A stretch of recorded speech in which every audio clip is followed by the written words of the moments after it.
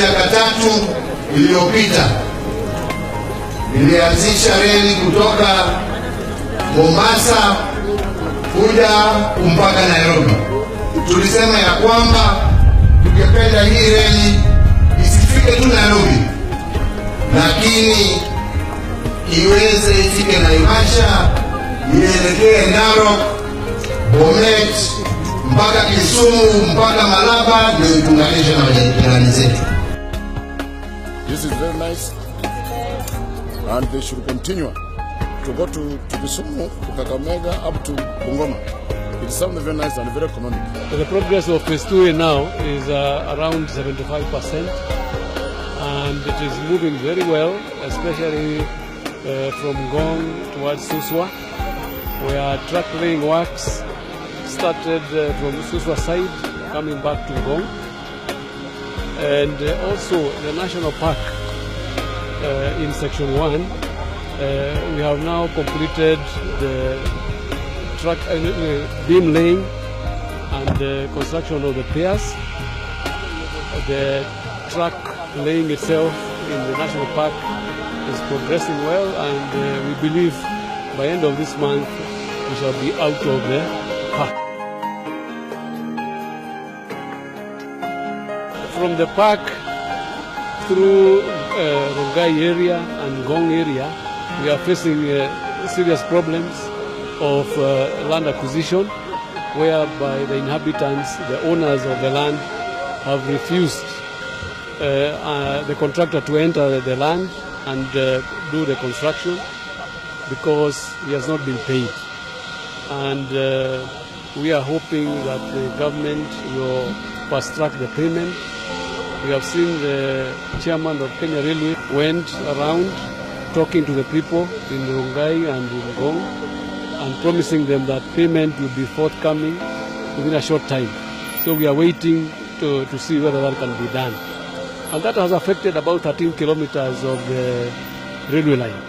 But the government has promised, and we are sure, that maybe by mid next month, the contractor will have the land.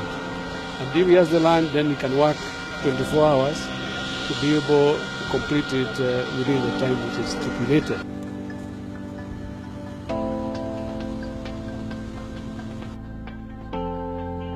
The other technical issue that we had to handle includes constructing the railway on the floor of the Rift Valley. We have quite a number of fault lines. At least 2 appeared during the last long lanes, and they posed a challenge to us.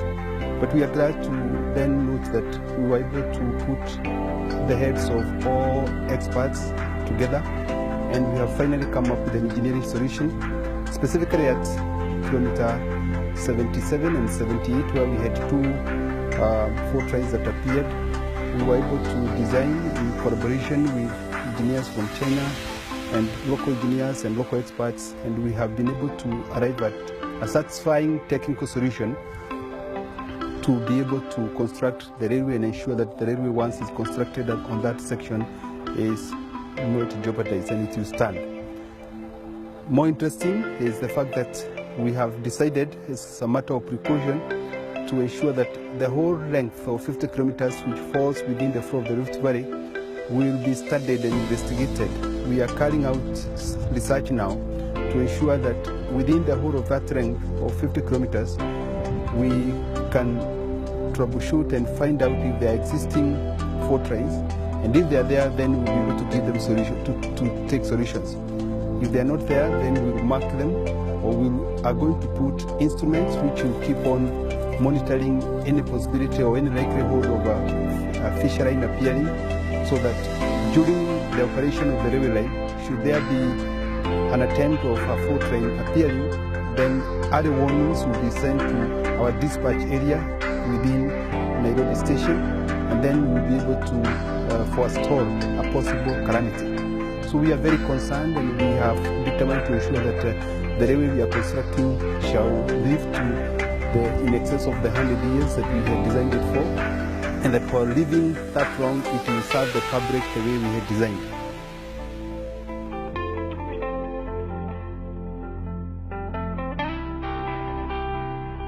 Now, during the construction of our works, we encounter various issues which affect the stakeholders or the community which is along the road or along the railway. And it is important always to listen to the community, to bring them on board so that we can know their concerns. We know a project brings a lot of pain to the people when it's being constructed. However, it is always important that the contractor can do something for the community in order to compensate the people to some extent. And therefore, that is where the corporate social responsibility by the contractor is important.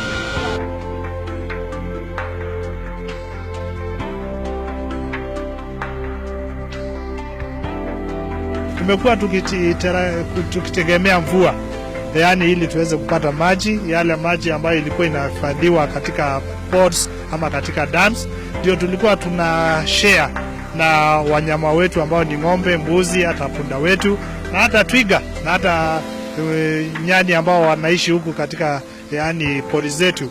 Tulikuwa wote tunakunywa yale maji. Tunaona yaani kupatikana kwa hii maji ambayo ni maji tamu safi kabisa, ambayo haina chumvi, ambayo imeteremka hadi magadi. Kwa hivyo wale wa Masai, wale watu ambao wanaishi katika yaani karibu na ile mto ambayo maji yale yamepita, wataweza kufaidika. Hata juzi tunaona ng'ombe kumeanza kunyauka, ng'ombe wengi wanaenda kunywa pale, wamama wanachota pale. Kwa hivyo kuja kuhifadhi ile maji katika tanks na kupipe, yaani tunaona itasaidia sana yaani sisi wakaaji tupate maji ya